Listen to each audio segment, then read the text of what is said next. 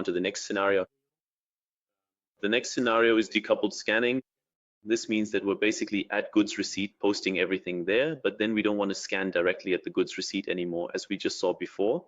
Instead, maybe we want to do it later in the scanning office, or we collect all the documents and scan them all at once in a single go.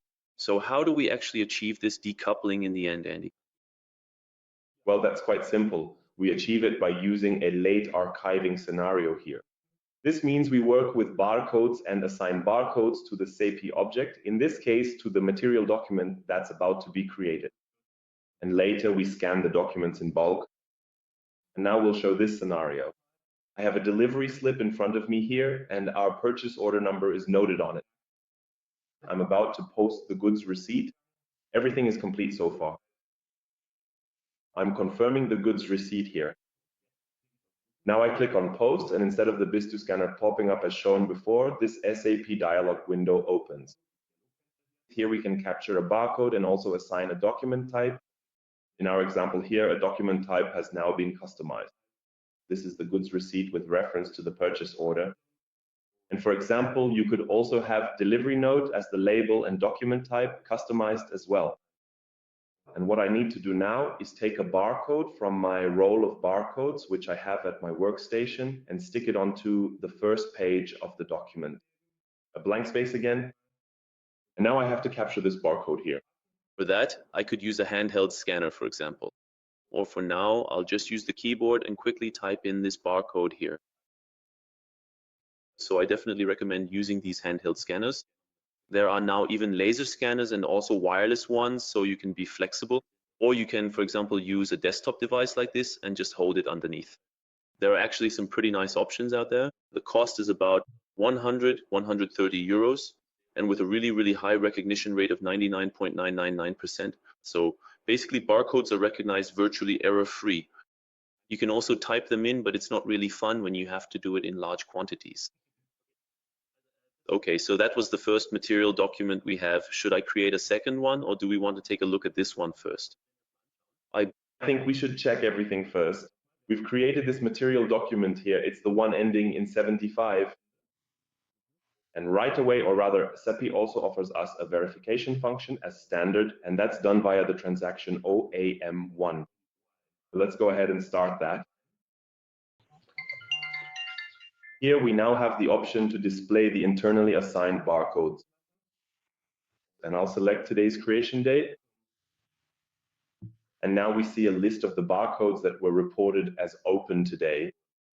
And here, for example, we see this barcode that I just stuck onto the document and then assigned in Migo. This 9232 barcode was the one at the end. We can see the content repository where the document will ultimately be archived later. Here we see the object type, and we also see the object key here. That means where will the document that is scanned later ultimately be linked via arcade link, and to which object. And here we can also see again how this material is assigned with the 75 at the end and then the fiscal year. So this is how the object key is put together here. And I have another delivery note here that I also need to record. Yes, let's do that as well. The advantage of this scenario is actually that, as mentioned, we have a decoupling between the posting and the actual scanning. That means we don't have a scanner at every workstation or for every goods receipt manager now. Instead, we can basically centralize things. We can, so to speak, hand things over to a kind of scan office, and this scan office can ultimately handle a wide variety of scenarios.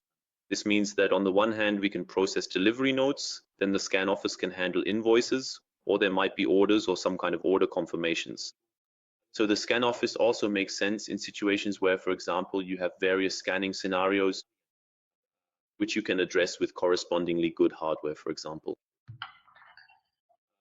So if we click on refresh, there should now be a second entry exactly with the 76 object key at the end. And this way, SAP is actually waiting perfectly for the assignment. So you basically place the documents here on the stack. Everything is then collected and sent for scanning. As mentioned, you can now scan either at the scan office or using multifunction devices. We'll demonstrate this using the scan office as an example. This means that the scan office has the application up to the scanner for SAP from that point onward. So it's also for SAP You need to identify yourself to SAP there, and then the documents are communicated directly to the SAP archive and into processing. So those are the two barcodes 32 and 33 that we have there. Perfect. Then we simply send it into processing, and that's it. There's nothing more you need to do at the capture station, at this capturing step. We don't do any detailed separation. We don't do any detailed barcode recognition or anything like that. We really keep this step minimal. So for example, someone else could now scan other things at this station and thus initiate different processes accordingly. Yes, SAP is waiting. In the background, the entire batch has been sent into processing via SAP communication. The scan server responds to the barcodes that are set with the prefix, reads the barcodes, separates the entire batch, and then assigns them accordingly. Specifically, this means that if we now click on refresh, the items should be gone, and indeed they are gone. And now, of course, let's take a look at the material documents as well. So here we are again in Mido, and then we look at the generated material documents here. We had the 76 material document, for example. And now let's look at the list of attachments. So the documents are ultimately in the SAP archive system and are now linked to this SAP object via archive link. And through the list of attachments, we can also view the document. Here for today's creation date, we can now also see the delivery note. Of course, it was scanned in together with the cash receipt. For the sake of completeness, I'll switch over to the other document as well. That was the 75 here. Then let's take another look at the list of attachments.